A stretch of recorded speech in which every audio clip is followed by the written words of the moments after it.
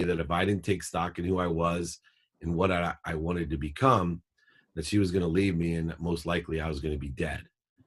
I wasn't ready to hear that. I got upset with her and asked her, how dare she say that to me after everything I've done for her, the houses, the cars, the motorhomes, the boats, the golf courses, the ski mountains, anything she wanted, the nanny in the back room, whatever we had. And I went to bed upset, woke up even more upset, thinking money buys happiness and love. I was going to take my money away. So I was creating a strategy to get divorced, take my money, take my kids, figure out how exactly I was going to punish her. And then I looked into the closet, and that's where the book started. I looked into the closet and I saw that jacket. And that jacket just still, I think about what it meant to me, that I was just like my father. Everything I hated about my father, I hated about myself. I hated the fact that I was a liar, a cheater, a manipulator, back end seller, overseller. And I decided at that time that I was going to live with gratitude, with forgiveness, accountability, and inspiration, effective communication. And that's what that book is about, in utilizing the ability to think what you want. And instead of giving to receive, I shift my paradigm. I was going to receive so I could give. Instead of living in the world of not enough, where I was jealous of everyone that had everything that I didn't have, and then moved to a world of just enough, where I had just enough for me. I was filled with things that I didn't want for people to impress, that I didn't like. Now I lived in a world of more than enough of everything for everyone, where everything comes through me for others. I was now focused in on receiving so I could give. And it was a complete paradigm shift. And that book teaches you exactly how to do that. I had to take the time, Roy, to tell you that story, because that's the basis of all the other books, of where they come from. And it would definitely not take me but a minute to tell you the other books stem from that book. Once I realized the challenge of blending capitalism with compassion, I decided to teach people that there is a soul of business, and how to effectuate being a servant leader by literally having humility, by asking people how you can be of service or of value, challenging yourself to be more interested than interesting, giving you the techniques, the pragmatic tools to create value, but also to ask for help. Most people don't realize that part of compassionate capitalism is to be humble enough to ask, do you know anyone that can help me? So that together, as a collaborative, as commandments, working with each other, that we can provide more value as a collective consciousness. And then Jack Canfield approached me to write a short book for millennials. It's a great workbook. That's about 40 pages or so. How could you turn down Jack Canfield from Chicken Soup for the Soul to create a book about how to create the life you love, how to be unstoppable? In fact, this Friday's training is about being unstoppable. It's about not quitting. The biggest, I think, issue for everyone in the world is they don't see the incremental growth and acceleration that they have, and they quit. There, so many people are almost there, and they just start voting for what they don't want, listening to what other people want for them, and they literally waste all the time, energy, and emotion by manifesting or getting what other people want for them, not for what they want for themselves. I think that's a critical area. I know I sat in some meetings with a client I represented that was pitching to VCs, and she had lined up 3 venture companies for us to sit down with in the early stages of her company. And we went to one pitch, and she did it the way that she normally would based on her desire.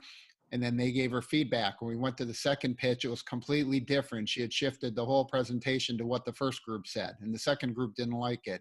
And then we went to the third one, and she shifted the whole presentation to what the second group had given her for feedback. And I think that really goes exactly to that point of knowing it's your company. You have to know what you want, and you can take the feedback.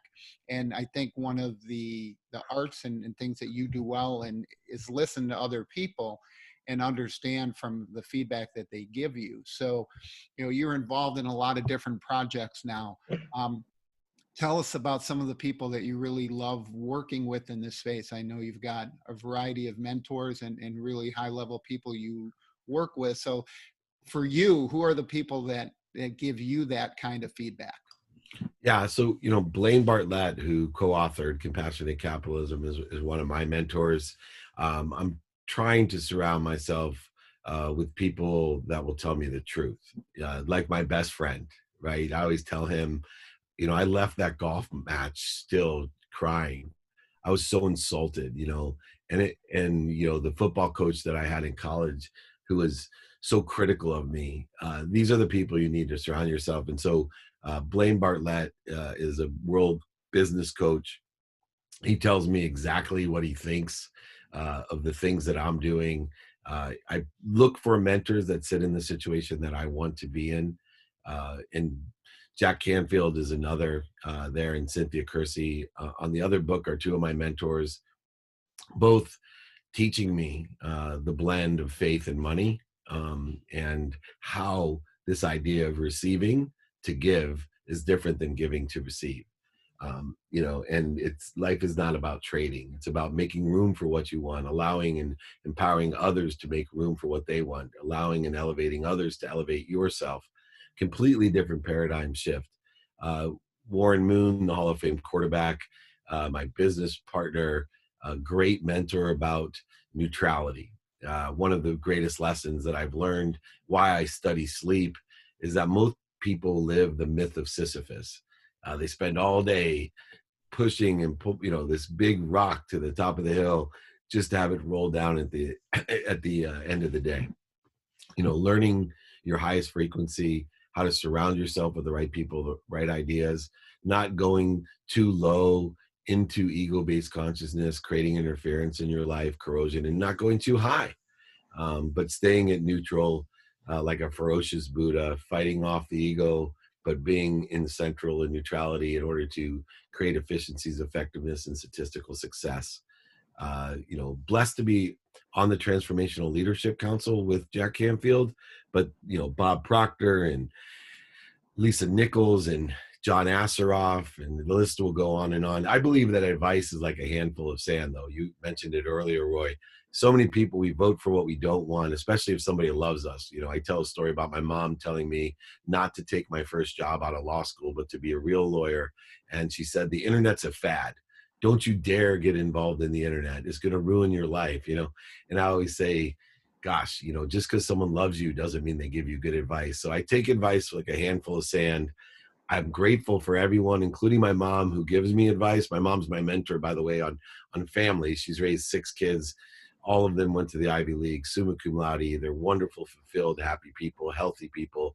But when she gives me business advice, I always say thank you, and I let it fall through my hand like a grain of sand. And then every once in a while, I get a good nugget, and I hold on to it.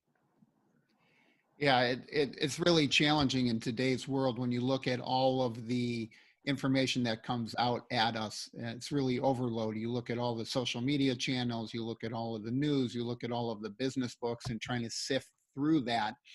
I know you work with a lot of entrepreneurs and CEOs in terms of the coaching work that you do. How do you get them to select which information to really pay the most attention to? Well, I think, Gary Vee is on the entrepreneur side, one of my mentors. He built my brand, the digital brand that I had, and convinced me to move from traditional to digital. And I think one of the aspects of coaching that I've learned is, number one, telling people what you don't know and finding the answers for them. And so I think as a coach, you have an accountability and a responsibility and a liability, which are all three different, in order to tell somebody, I don't really know about that, right? And let me go find you the answer. Let me find you the answer. And so many coaches out there try to be everything to everyone. I, feel that I'm one of the top business coaches in the world, not just because I've had different experience and situational knowledge, uh, but more importantly, I have a humongous network so that I can find the answers and find the help in an efficient, effective way. And that value is extraordinary as a coach, to be able to, one, admit you don't know something, but two, be able to find it. My oldest brother told me when my mom was, I always joke around, but this is just parenting advice. People ask me, how are all 6 of your mom's kids so successful growing up with a single mom? I said, she only really did 2 things as a parent. One, she woke us all up at 5 o'clock in the morning every single day because that kept us out of trouble. No matter what we wanted to do on Friday night or Saturday night, it was an impossibility. We were just exhausted because we knew we had to be up at 5 a.m. But the other thing was just she was a black belt in the martial arts, a third degree black belt in the martial art of Jewish guilt.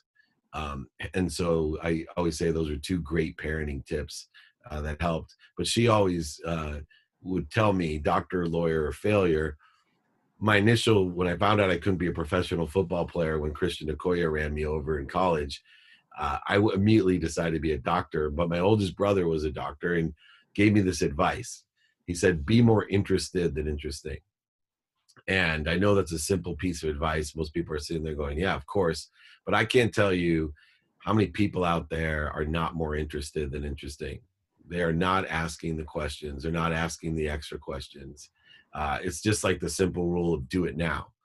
I always tell people, what's the simple advice to make a difference in the world? Just do it now. Most people don't get anything done, right? If you do something now, 100% of the things you do now get done. That already puts you in the 1%. That already puts you ahead of 99% of the people on earth. When you ask yourself, can I do it now? Oh, I can? Okay, I'm going to do it. Literally puts you in the top 1% of the world because you learn to ask yourself, can I do it now? So be more interested than interesting and do it now, and you'll make a significant difference in the world. So as you look back on coming out of law school, you said you took a job your mom didn't want you to take, wasn't a traditional law job. Tell us about what that job consisted of. Yeah, well, I reversed engineered going to law school to be an oil and gas litigator. I specifically went to Tulane because it was the top maritime law program. That was the highest paying job out of law school. I literally reversed engineered being more interested than interesting. So I was geared to make money out of law school, being a real lawyer. And when I told my mom I was going to sell legal research online in 1992, now, most of you look old enough to know what an XT computer was and 9600 baud modems and a monochrome screen. I wheeled around my computer to demonstrate Westlaw in 1992, wheeled it around on a luggage cart. So there was no laptops even. So when my mom told me the internet was a fad, the common belief was very similar to the one that she had. She had no clue what I was talking about and thought I was absolutely insane to turn down a six-figure position as an oil and gas litigator in order to sell legal research online. But 9 months out of law school, after everybody laughed at me, scoffed at me, made fun of me, just like they did when I told them I was going to play college football when I was little, they applauded me. And this is something that I've done my entire life, including today's mission, right? When I started telling people, 3 years ago that I was going to empower over 1 billion people on earth to be happy, people made fun of me. I got comments like, who do you think you are, Tony Robbins, Jesus Christ, all these different comments. Now, when I tell them I got 1,000 people that I know I can get in my lifetime to empower 1,000 people, to empower 1,000 people, 1,000 times 1,000, a million times 1,000, a billion. I'm going to create a collective consciousness of happiness, create abundance on earth, and change the face and perspective of everyone on earth. Not many people laugh anymore, and they think that it's a reality, and so do I. So it's a very, very important lesson that I learned by not listening to my mom. Well, I think that's true in a lot of environments. Sometimes the best thing you can do is not listen to some of the advice because you've got to follow your heart and your passion. And I know as we've talked many times about the philanthropic initiatives and everything that you've been involved with and that you've been around. Give us one that you think is the most creative one that you've seen. As far as helping people? Yeah. Wow. One of my favorite ones is sports related is that we worked with the NFLPA to create a locker room.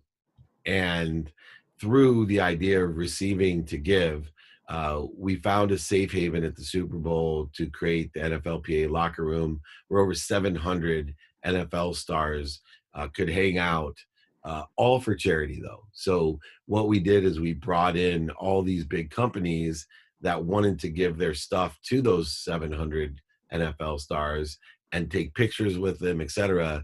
But each of those companies donated money to charity. Each of the athletes, because they were receiving, ended up donating to the charity.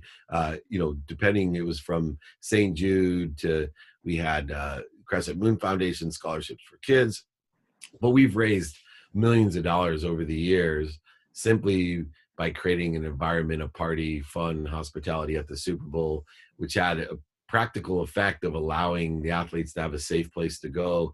And on top of it, the NFLPA got to educate. Apathy is uh, the biggest crime of our players, right? They're not educated on all the resources that they have.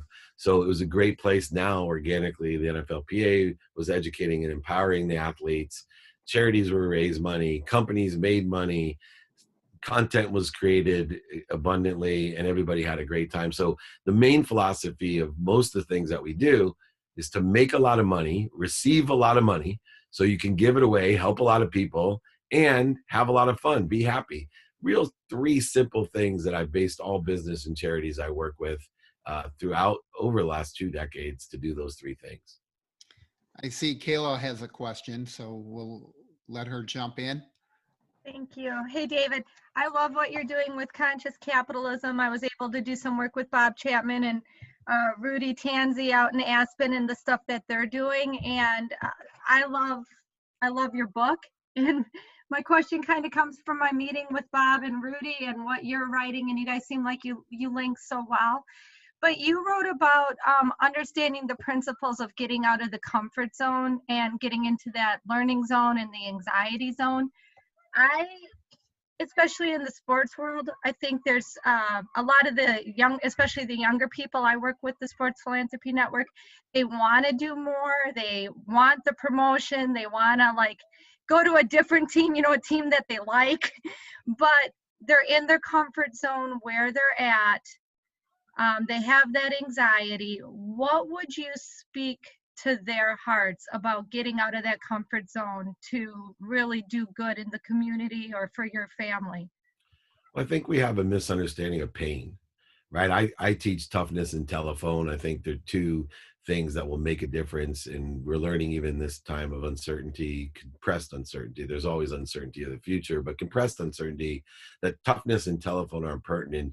Your perspective of pain should be one that pain's an indicator. And what I do is I teach people to find the light, the love, and the lessons and everything. And pain is an indicator. Physical, emotional, spiritual, and financial pain are indicators that you have something to learn, right? And once we change our perspective that we're seeking the light, the love, and the lessons and everything, look, people have a misguided perception of sports in general. They look at my profession and my career, and they'll say, "Oh, you're so lucky. You've always loved what you've done." My wife even has said that to me. I was like, who the heck likes selling legal research online? Who would like to raise money in Silicon Valley? Who would like to work, every day with Lee Steinberg and babysit athletes? Like, it's ridiculous.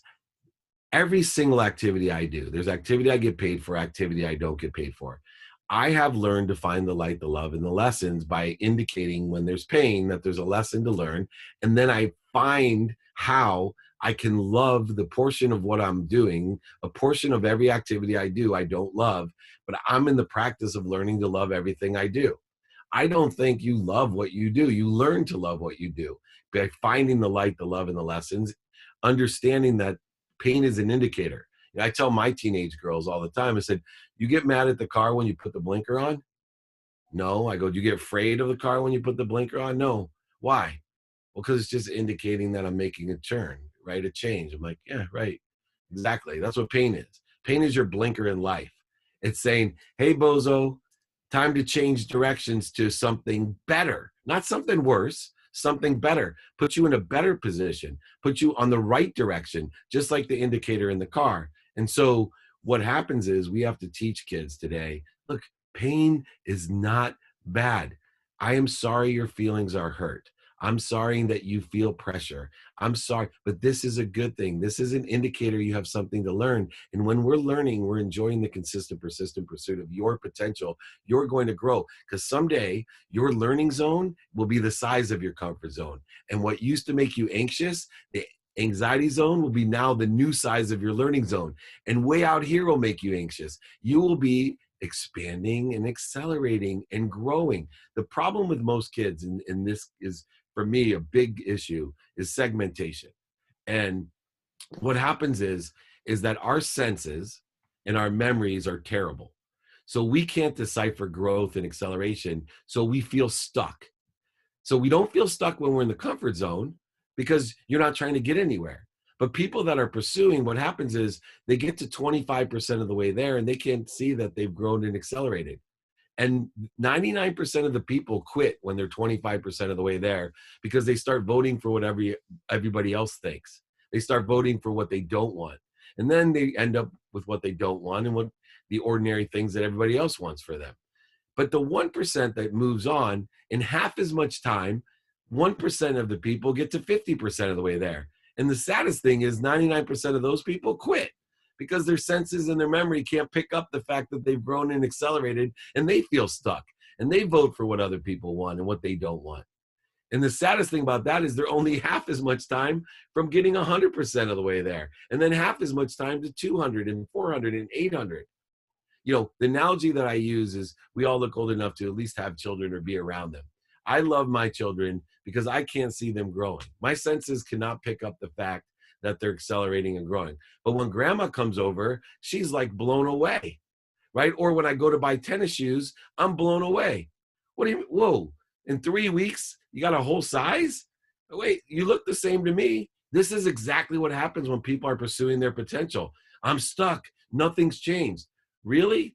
It's changing. If you feel pain, it's changing. It's an indicator that you have more lessons to learn, and those lessons are nothing except for the growth that you're going to experience.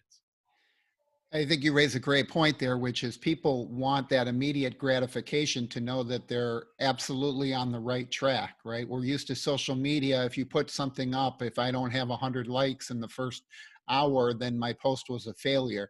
And life and business doesn't work that way. As you said, it's that incremental growth to continue to build and improve. Um, you get a business built in 2 years, that's really, really quick.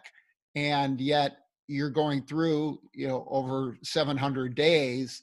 I know one of the guys that I follow, JT Fox, does his work. He says, if you have 50 good days in a year, you're really making a huge amount of progress, because most people don't have that.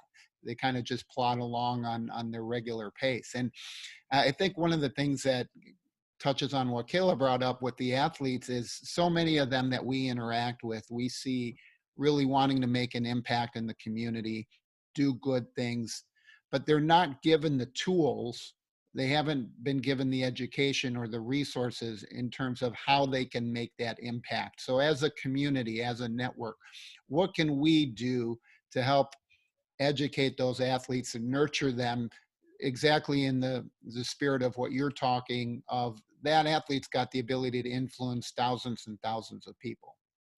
Yeah, I think, you have to teach segmentation. And it's so interesting that you say that, because I've been dealing with this issue far before social media, right? So just making and guaranteeing, when I work with Lee Steinberg, that every athlete of ours gave back to the community, that we gave them a purpose, that they had their own charitable foundation or joined a purpose or a cause to give back to the community. A certain percentage of everything that our athletes made, they were required for us to represent them to do so, because we were teaching them segmentation.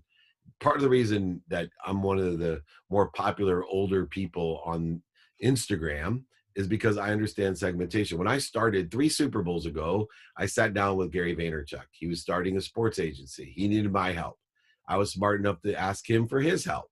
He seemed to know the Instagram space extremely well. And he asked me, what's your objective? I said, I want to create a community. And he said, well, how many followers do you want? I said, I don't care about followers. And he said, oh, I like that. He said, what do you care about? I said, I want 2 ambassadors a year.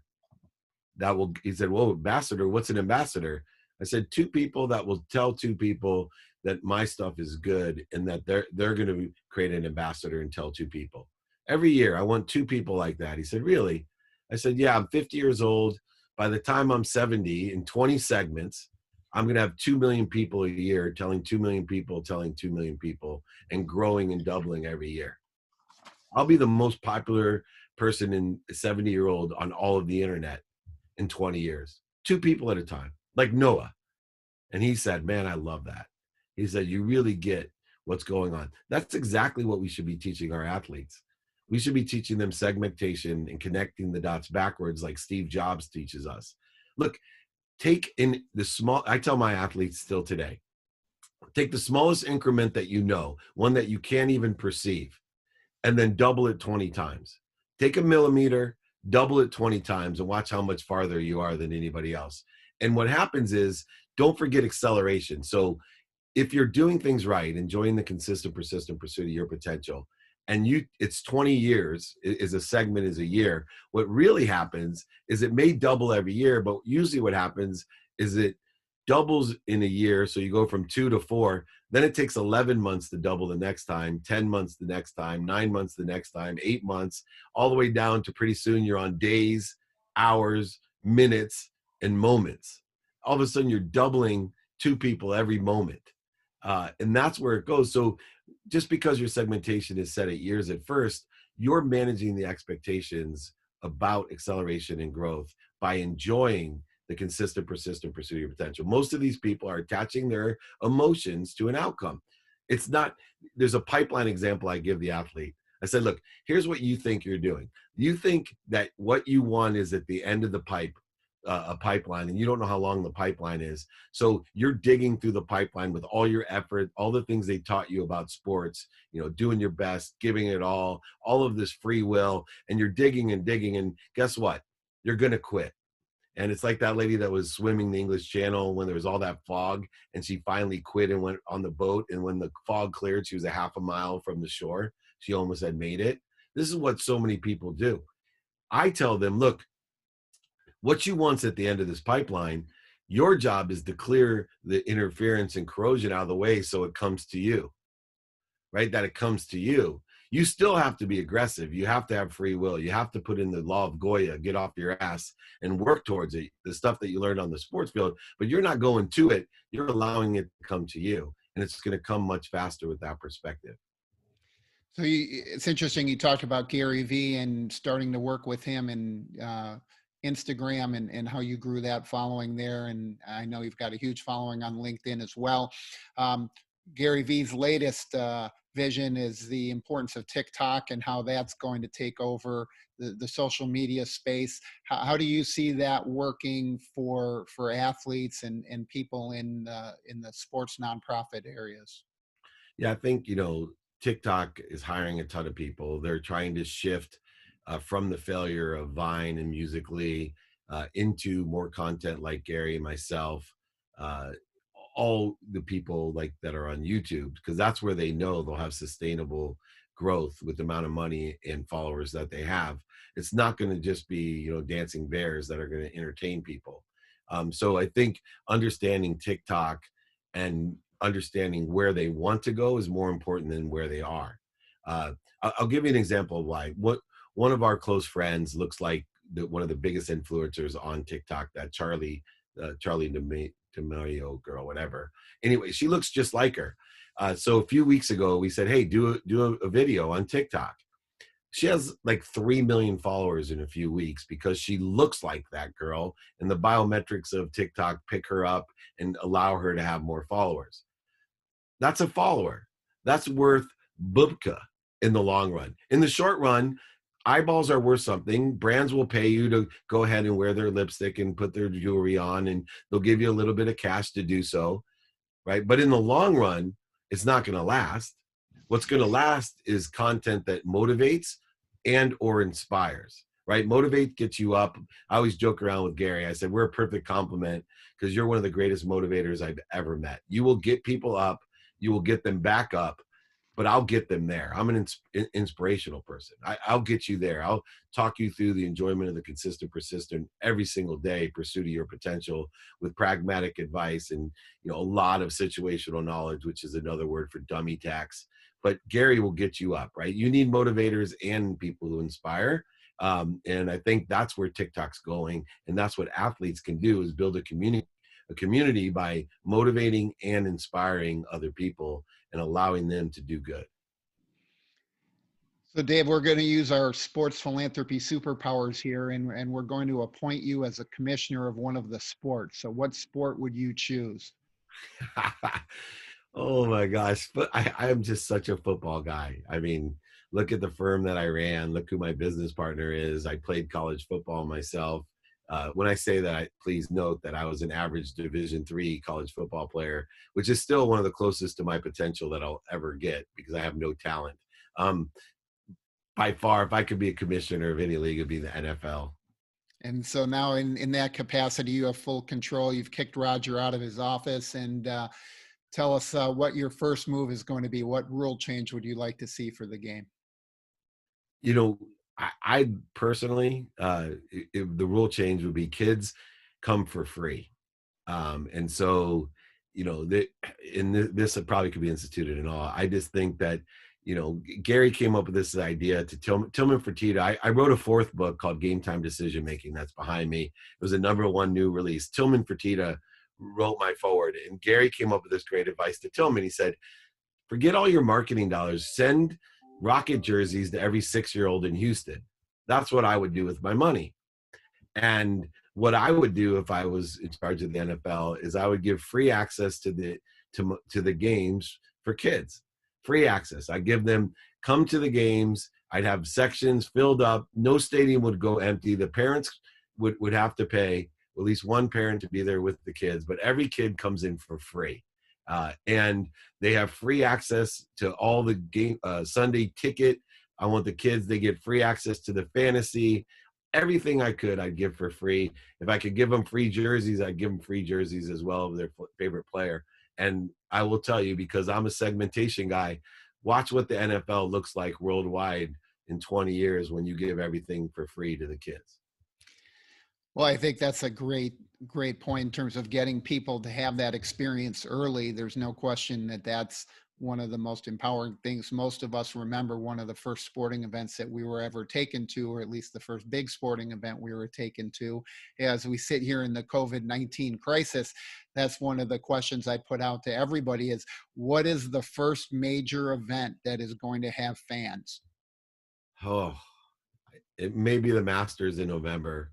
I think just because of the amount of space that they have on a golf course, the Masters obviously being one of the biggest events in the world, I think you can manage that course with the entry, even if they have to take temperatures. Nobody runs a tournament or an event in the whole world like the Masters. I've never seen anything more organized, down to the fact that they have, green plastic bags for the sandwiches so they don't get picked up by the TV cameras. These guys have, it is the epitome of organized. And I think the Masters will probably be the first major sporting event that we have a mass gathering, but a protected mass gathering. You bring up great points with Augusta because the job they do there is incredible. Having been at so many sporting events, walk in there and it gets a ton of hype. And I always say I'm an anti-hype kind of guy. I typically go somewhere after all the hype and say it's nice, but it's not all that. And when I walked into Augusta, it was even that and more. And just how clean they're able to keep that place with all of the spectators roaming around and all the garbage, unlike any other golf tournament you ever go to. You don't see anything out there. It's immaculate in every way. Just to comment on that, because it's so important. I've been to every sporting event, almost World Cup, Super Bowls, All-Star games. The only 21 years to the Masters, it's the only thing I can tell people that go with me that I host. I can't oversell the Masters. So if anyone's listening, you cannot oversell no matter what I tell you. When you walk in, your eyes will fill with tears. The hairs on your arms will jump up. There is something I've been to Super Bowls that suck. All-Star games, World Series, Grammy, they stink, right? Not just bad, right? I've oversold them. You cannot oversell the Masters. Sorry, Roy. Yeah, it's absolutely true. I know when I went there and you see the lines out the merchandise tent and people are buying, thousands of dollars of stuff. I mean, most places you go in, people buy a few things, but people are coming out with luggage from the merchandise tent because you can't buy that stuff anywhere else. It's quite an event, and they do a remarkable job, and I truly hope that they can produce that with fans. It'll be nice to see. It's hard when you look at all the numbers right now to see where you're going to be able to have crowds in football stadiums or things like that for this 2020 season. I know that there's still hope. I think right now most of us would take just having them on TV so we have something to watch, and instead of the CNN ticker and the death count. But what do you see as the biggest post COVID-19 challenge other than getting people back in the stands? Well, I think it's going to be the economics of what we don't see. There's so many businesses. We flooded the economy with $3.4 trillion or whatever it is, and we don't really know what businesses are going to survive in the long run, for two reasons. One, just the economics of it, but also the transformation and acceleration that we've experienced. There's so much that we don't know of. What is the effect of our acclimation and accessibility through Zoom, for example, and WebEx and all of these virtual things? What true effect is it going to have on the way we do business? Because that will determine who's going to stay in business. When Zoom has, a valuation that's higher than all 7 major airlines combined, uh, a change in that respect can change so many different things, from concessions to alcohol to sponsorship to digital. They're not, in my opinion, what we need to do right now is align our capabilities that we have that are supplementary or synergistic to what's making money today. We need to take inventory of our values every day and keep aligning them. The one thing that will create stability that we can grow off of is a vaccine, right? Once we have a vaccine that we know works, then we can now work from a stable point of business. And that, sports is a business, it's a philanthropy, it's just like anything else. So I'm working my way every day to maximize the opportunities of the instability of not knowing that people are going to be okay, and aligning my capabilities that are synergistic and supplementary to my values and the ability to make money, help people, and have fun, knowing that the minute we have a vaccine, that we're going to start getting clear indications of what the challenges truly are and where we can help people make money and have fun as well.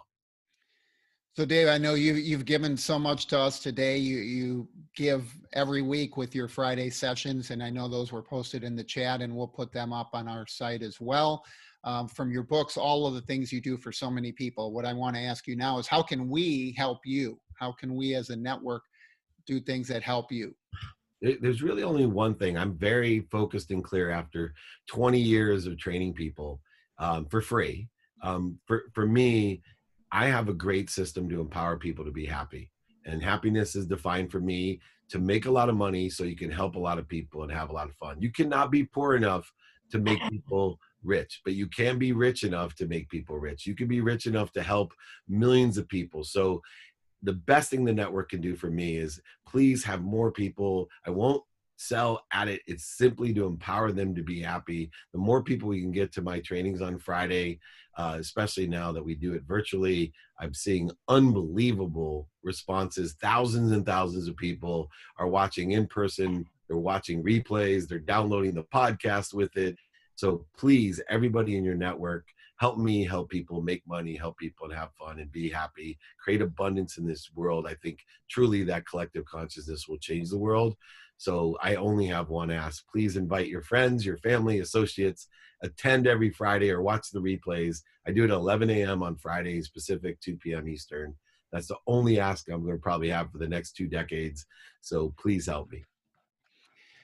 So I'm going to shift for 1 minute before we let you go here. I know that people will get a lot of value out of those Friday sessions. I've been on them now for a few months, and there's great insight every week and great tools that David shares both during and after his presentation.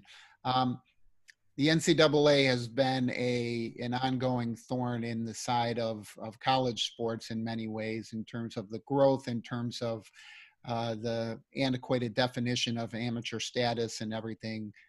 With these new name, image, and likeness types of conversations, it seems that that's going to be a hot area. And yet, one of the concerns I think that comes out is, how are the players going to be protected? Because in many states, they're still not going to have agents and not going to have people representing them, because they're not able to afford that. Fortunately, from the ubiquity of information, we have a added layer of protection. So in the past, because things were separate and non-informative, it was very difficult to see the transparency of where dollars were going and what was happening. Now, because of the ubiquity of information and exposure, that even people that don't have agentry have the ability to post the truth, to share the truth, to be able to regulate through popular opinion of what's going on as well. I'm more concerned about the other side of it, which is, how do we figure out where the truth is? Because we can go ahead and create our own truths, our own brands. Uh, Between the marketability of an individual brand in esports, the NCAA will dissipate and eventually dissolve. The popularity of esports and the individual brands will eventually, there will be no NCAA. There will only be these organized, ubiquitous, it's almost like blockchain. If you can imagine our basketball and football being blockchain. But what I like about it, and my favorite thing about esports and the branding, is I believe in unity. I believe in equality. I own an esport team. I invested years ago because I've never seen a sport that it doesn't, maybe I have a chip on my shoulder because, I'm short and not very talented. And it was a disadvantage playing. It's the only sport I've ever seen where everybody is equal. There are no disabilities. You can have no arms and that's not a disability to play esports, right? You can have no legs and it's not a disability. If you're a girl or a boy, if you're tall, if you're short, it doesn't matter, right? Everybody can participate. Everybody can compete. And, to me, that type of unification and it's worldwide. It doesn't matter what language you speak. It's going to be incredible when you see what these personal brands and what esports does to college sports in general. We're going to learn a lot of lessons about how to unify and create fairness. The main thing about college sports, and I am on the board of the, Players Network and all these different things. It's the values and the character that sports teach, right? I hire athletes for one reason, because you can't teach, it's like, hiring poor kids that grew up. I can't teach what they learned throughout all those years of competition and teamwork and leadership. And my favorite thing, how about there's no athlete in the world that's never lost or failed, right? I'm looking for people that have paid the dummy tax, that have learned something. I'm looking for people that know that pain is an indicator and have learned to expand. So very, very excited about the future of college sports. I think it's going to grow for the better. Well, David, I appreciate you taking the time to come on with us today. I think there was some terrific insight. I encourage people to go and check out David's books. Look at the sessions on Friday. I know you'll continue to get a lot of value and content out of that. I also know if you follow David on LinkedIn or on any of the other social media platforms, he continually has great videos and conversations. And if you think about kind of chopping up what we did today, he'll do those in incremental bits, and you look at the outlines of his books and you can certainly see the same themes resonating throughout the conversations. And as David said, he's got tremendous access in terms of network and people that are involved. And I encourage you to help him help other people, and reach out in your network and transmit these lessons that you've taken from David today and that you can continue to take as we go forward. I want to thank everybody for coming on and participating. As you know, we're going to be going forward. Our webinars are going to be every Wednesday at this time. and we'll continue to have 2 podcasts coming out a week. And as we move in away from this crisis, we'll re-engage our Sports Philanthropy World Conference and figure out when we're going to be able to get everyone together in person. But in the meantime, thank you for participating with us online, virtually. David, thank you for your generous support and participation today. We appreciate that. Thank you so much. Be kind to your future self and do good deeds. I look forward to seeing everyone. Thank you. Thank you. David, thank you so much. That's so encouraging. I really enjoyed the Connected to Goodness book. I got so much out of it. Just very inspirational and very well written and thought provoking. Oh, I appreciate it. Let me know how I can be of service. Thank you, everyone. Thank you.